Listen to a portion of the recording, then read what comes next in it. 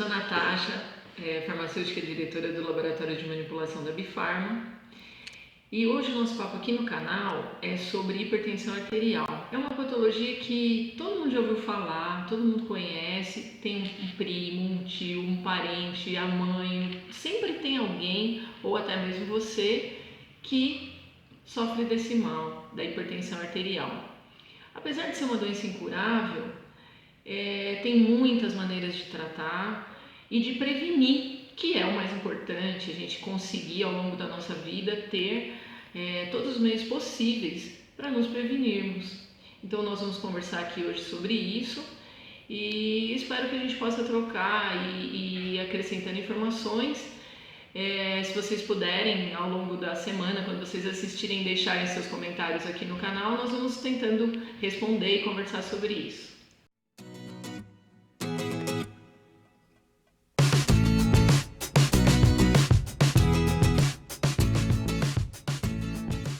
A hipertensão, conhecida popularmente como pressão alta, ela é aquele caso onde, ao aferir, ao ir a uma farmácia, a um hospital, às vezes muita gente descobre por um acaso, é que sistematicamente, após várias aferições, a pessoa apresentou uma medição de igual ou superior a 14/9, que se fala por aí, ou 140 milímetros de mercúrio por 900 milímetros de mercúrio, o que é isso?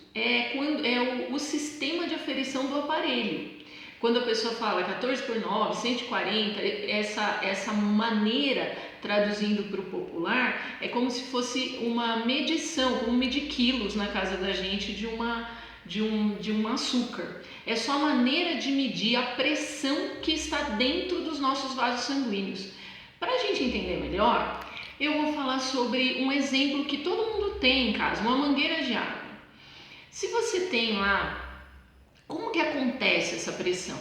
Se você tem a mangueira lá com a sua torneira ligada lá na sua casa e são várias mangueiras e você pega e tampa a boca, ou sabe, a gente quando às vezes quer parar a água da mangueira, torce a mangueira no meio assim, o que acontece nesse momento? A pressão da água dentro da mangueira aumenta.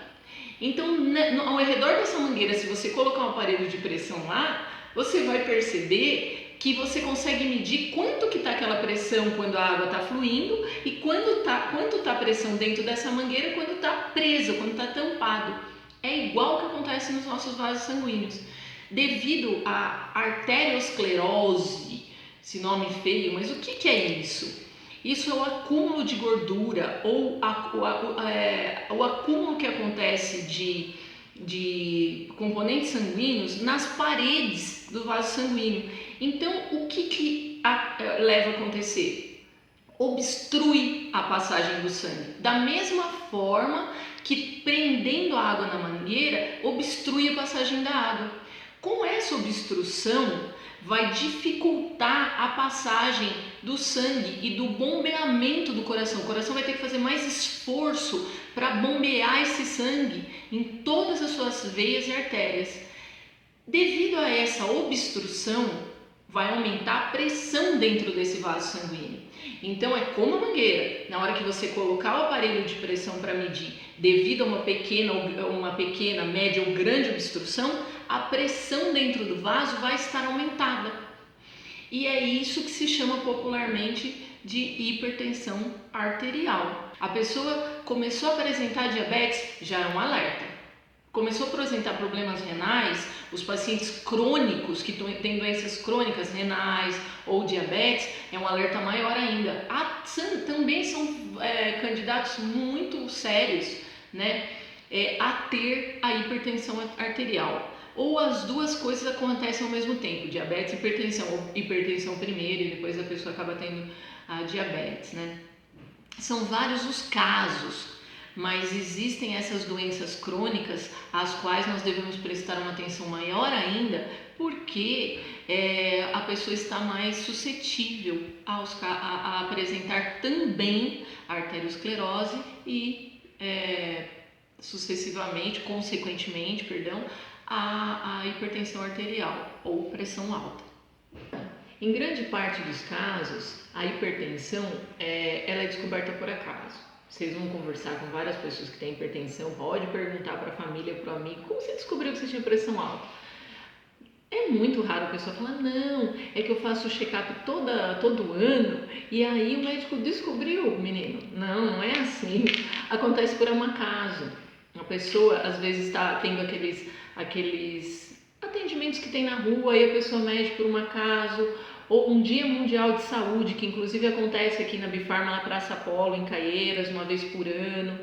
E aí a gente pode também, acontece na frente das farmácias, onde gratuitamente você pode aferir sua pressão. E ali, ou em qualquer farmácia também, você pode chegar e aferir sua pressão para que você possa acompanhar se está tudo bem, se você está apresentando ou não. As pessoas geralmente associam a alguns sintomas que elas têm, como por exemplo, dor de cabeça, sangramento do nariz, tontura.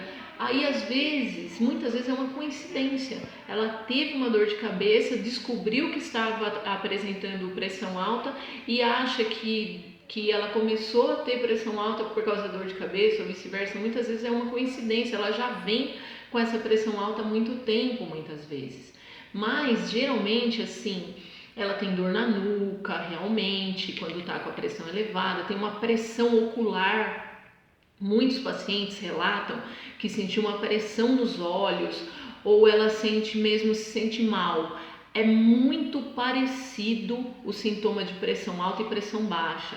Esse é um cuidado também. Às vezes a pessoa começa a passar mal, aquele mal-estar, aquela sensação que vai desmaiar e ela acha que a pressão está baixa.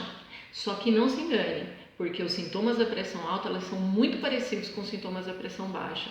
E o real sintoma da pressão alta é esse peso na cabeça, esse mal-estar que a pessoa sente, que é um sinal de que a pressão está em desacordo com o que deveria estar. E agora nós vamos falar um pouquinho sobre os fatores que causam. Nós vamos falar dos fatores internos e dos fatores externos. Os fatores internos são hereditariedade, idade, raça. Esses fatores, eles são inerentes à árvore genealógica. Então vamos lá. Você herdou no seu DNA algumas partes do DNA que trouxeram essa informação. Então você tem uma predisposição. Não significa que a pessoa vai obrigatoriamente, fatalmente apresentar a hipertensão arterial, mas acontece que é um dos fatores identificados pela ciência já até hoje, que a hipertensão ela é uma característica hereditária. A idade também, conforme o avanço da idade, o vaso sanguíneo ele vai ficando, vamos dizer assim, gasto, né? Como todo o corpo, como todas as células do nosso corpo. É como se ele fosse ficando gasto. Então o que acontece? Você vai tendo aquela obstrução do vaso, conforme eu estava falando. Com o decorrer da idade acontece com algumas pessoas, até por um envelhecimento celular que acontece com todas as células do nosso corpo. Uma outra coisa, um outro fator é o peso, que todo mundo também sabe disso, é uma dificuldade grande a gente se manter naquele peso sempre, né? Inclusive depois de uma idade, é uma luta grande a gente conseguir, né? Mas assim, além da questão do desconforto do sobrepeso, a hipertensão arterial, a grande maioria dos pacientes obesos apresentam a hipertensão arterial, a pressão alta e é um fator de complicação grande na vida dessa pessoa, né? Então é uma coisa para tratar, para cuidar, tem os efeitos colaterais dos medicamentos e tal, etc e tal. Então o que acontece? A prevenção nesse caso, ela é o tratamento da obesidade, né? Porque é um fator inerente ao peso, por causa que a arteriosclerose ela vai acontecer em maior incidência em pessoas obesas. E a raça, as pessoas de raça negra, também por uma questão genética, contando-se ao longo das pesquisas que foram feitas até o momento, elas apresentam uma incidência maior de hipertensão arterial. Então, se você faz parte de um desses grupos, se você observa que você tem na sua família, você faz parte, já tem alguma idade, ou tem sobrepeso, ou faz parte do grupo da raça negra, grupo da raça negra, ainda parecendo um grupo musical, mas que faz parte desse grupo de pessoas, já são alertas para a gente estar correndo atrás de fazer ali um check-up com maior frequência, já que eu estou num suposto grupo de risco, e que eu possa me prevenir, possa tomar medidas antes que a veia venha a entupir, né? E que aí eu tenha que tomar medicamento pelo resto da minha vida, uma vez que já dissemos que não tem uma reversão, tem um tratamento e não uma reversão. Agora nós vamos continuando falando sobre os fatores externos que causam hipertensão. A vida sedentária, né? Isso também é uma discussão que todo mundo fala, eu preciso fazer exercício físico, eu preciso fazer, e acaba não fazendo, né? A falta de exercícios físicos, ele também é um agente muito importante na causa da hipertensão arterial. A vida sedentária contribui muito para isso, é uma coisa que a gente tem como prevenir, tem como fazer. Então, se nós estamos encaixados naquele fator de risco, é uma coisa que a gente tem que correr atrás mais ainda. Então, fazer exercícios físicos é uma medida muito importante. A má alimentação, né? É outra coisa também. Comer fast food, coisas muito gordurosas, frituras, essas coisas todas, elas contribuem com a deposição lá, com o estreitamento do vaso sanguíneo. Por quê? Contribui com a formação da arteriosclerose, com o depósito de gordura na parte interna da parede do vaso. Uma coisa complexa, né? Complexa e que dá para prevenir. Então vamos prestar bastante atenção nessa alimentação, tomar cuidado, deixar esses alimentos que são deliciosos, né, para alguns momentos e no dia a dia procurar uma alimentação mais saudável. Dois inimigos, assim, três, aliás, que são críticos, que é tabagismo, fumar, álcool e estresse. O tabagismo e o álcool são ainda mais fáceis de prevenir do que o estresse. Fácil para quem não está na situação, né? Mas assim, também existem bastantes maneiras de ir se desprendendo, de largar o vício do cigarro e do álcool, beber menos, porque o álcool a potência agressiva dele é muito grande, a gente está habituado aí pela nossa sociedade, na maneira como é tratado, a sentir, a pensar o álcool não como uma droga, e sim como uma bebida social. Só que uma exposição reiterada, ela causa malefícios ao nosso organismo que nós negligenciamos, e não é assim. A hipertensão, ela é um dos fatores assim que o álcool ele é determinante na causa da hipertensão arterial. Então nós temos que tomar bastante cuidado com o que nós imaginamos, com o que nós pensamos do potencial agressivo do álcool. E do tabaco, do cigarro, mais ainda, né? O cigarro é muito agressivo para várias coisas do nosso organismo, e geralmente o fumante ele tem plena consciência disso, mas não consegue se desprender. Mas saibam que existem muitas maneiras, graças a Deus hoje em dia existem muitas maneiras da gente conseguir ir deixando, seja uma terapia de grupo, seja um grupo de apoio, seja terapia individual, sejam medicamentos até. Existem medicamentos, procure seu médico, procure saber sobre isso. Existem medicamentos hoje específicos que auxiliam de maneira muito séria e eficaz no tratamento do tabagismo e do alcoolismo. O estresse também, né? A ansiedade, o estresse, que é um mal do nosso século.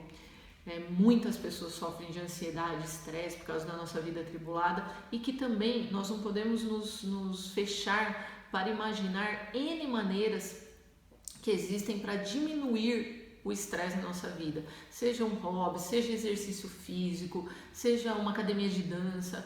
Devemos nos inquirir, nos averiguar e procurar coisas que minimizem o nosso estresse diário, que ele não é externo, ele é interno. Acredite, o estresse ele é a maneira como nós encaramos os problemas do dia a dia. Como faremos de várias maneiras para encarar de outra forma, através de vários artifícios, sejam exercícios físicos, como eu falei. Cada um tem uma maneira que vai encontrar de fazer isso. Para quê? Para não deixar esse estresse te causar uma doença incurável como a hipertensão arterial. O estresse, o nervosismo, ele estimula a liberação de adrenalina e ele pode contribuir com o aumento da pressão arterial por causa do excesso de adrenalina circulando no nosso corpo. O que acontece? Mas eu sou estressado. Isso vai acontecer. O estresse, conforme eu estava falando já um pouco anteriormente no nosso vídeo, ele é nosso, não é de fora. O estresse não é assim, não é que o trânsito causa estresse, não é que a vida diária, não é que meus filhos, meu vizinho que põe a música alta causa estresse. Não é exatamente isso. Eles são é a maneira como nós lidamos com os agentes causadores, com o agente externo, com como nós nos relacionamos com esse infortúnio, com essa perturbação, com isso, como nós nos relacionamos com isso é que vai determinar os níveis de adrenalina circulantes no nosso corpo. Às vezes nós reagimos de uma maneira muito exacerbada. E aí nós elevamos o nosso nível de adrenalina e cortisol a níveis inimagináveis. E aí, pronto, nosso corpo sofre com isso. Precisamos criar métodos, N são as maneiras que nós podemos criar para abrandar o impacto da vida corrida, das relações difíceis com os nossos familiares e amigos e trabalho, sobre o nosso organismo. E só você, somente você, pode achar a saída para isso, de como você vai se relacionar com os problemas todos, com o trânsito, com tudo que dizem ser a causa do estresse. Então preste atenção nisso, cuida de você, que só você é responsável por isso. Espero ter ajudado e conto contigo na nossa próxima apresentação. Muito obrigada. Boa semana a todos.